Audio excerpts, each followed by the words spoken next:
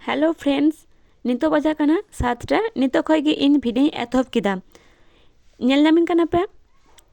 इनार बिटी टोटो गाड़ी रे नुनो सीधा बिरा कातेलिन चला कना बालिन चला कना इन भिडियो नेल तेगे पे बुझोना माहा चलो ताले भिडियो मांग से नेल ताबुन पे और होय तुरा रिया रे बिटिया और इन लिंग चला कना बिटी होय रिया रे कना ओनाते सोएटर टुपी को डबल डबल नि हरक का दिया और साथे ब्लैंकेट ते उयु का दिया और इन हो ननते सोएटर चादर ते मस्त ते उयु कना चिदा से नुनो सीधा बिरा और होली उडुंग कना आली लिंग चला कना कानला बस स्टैंड खय लिंग उकाते लिंग चला बालिंग चला जतो गे आपे ठेनिन शेयरा भोरे बिरिक कना तीन भोरे बिरिक काते जतो बैग जा जालिंग इदी तारायदा ओना को जतो हुलारे लिंग गुछाव काते दोहो हुई कना आलिंगा कानला बस स्टैंड रे बस मेना तालिंगा टाइम दो हुई कना 8:20 रे उना 8:20 बस तेलिंग चला उनाते नुनो सीता रेलिंग उडुंग कना ताव आबार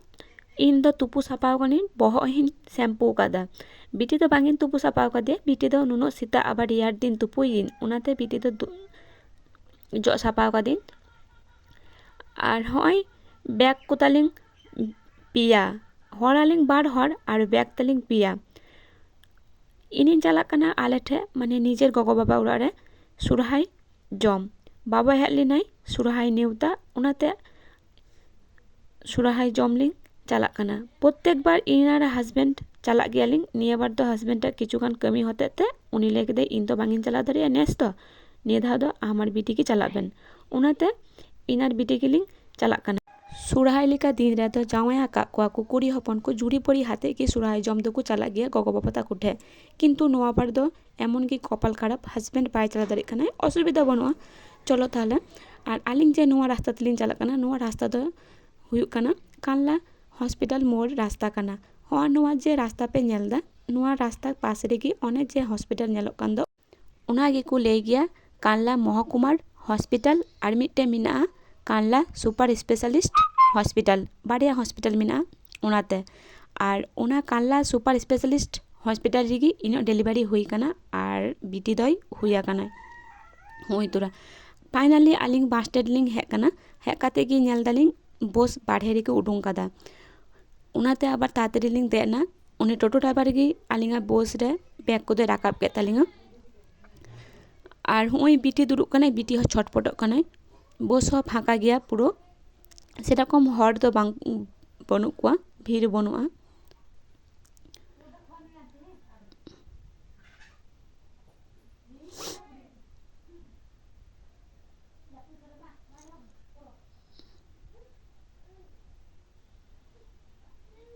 होय तोरा फाँका गया पुरो बस जखन कानला रेल गेटे पारमाय तखन गे आरहो को दे बाड़ाव कान थाना तखन गे बसटा भीड़ हुई कान थाना और कानला बस स्टैंड खय दो उनो भीड़ दो बान थाहे काना फाइनली आलिंग उड़ा तिलिंग हेना दा डबो जोहार जतो कमप्लीट हुई काते बिटी रागे कान थाने बिटी आबारिन जेपि चुगी दिया ओई तुरा जतो रको मिदान काना जावाई दो बाय हेनाय आदो मिता को कानी जे बांग बांग हेनाय चे मिता को लेने हिजुआ हा परे आबार हेनाले मामा ताको ठे चिदा से उड़ा खय जखन ले उडुंगा तखन कोनो भिडियो बांगिन शेयर दाड़ी कदा आले डायरेक्ट आले ठे खय माने पांडुआ खय पूरा सुझी हेनाले टोटो कॉन्टैक्ट हाते उनाते आर चे हो भिडियो बांगिन शेयर दाड़ी कदा और हे काते की जखन फेट काते नितो होय किछुटा भिडियो आपेटे इन शेयर दा आले नोडे चिदा ले हेना बाले हेना उना कारण दो हुई कना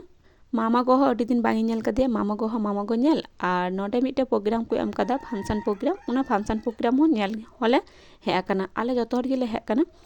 और होनी तोले चला कना होय तुरा फंक्शन ना स्टेज बनाव कदा को चलो ताले वीडियो मांग से नेल ताबुन पे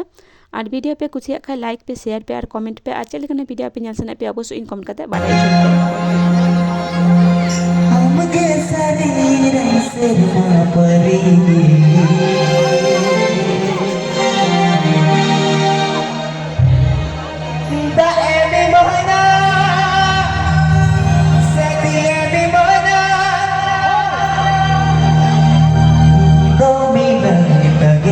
Don't be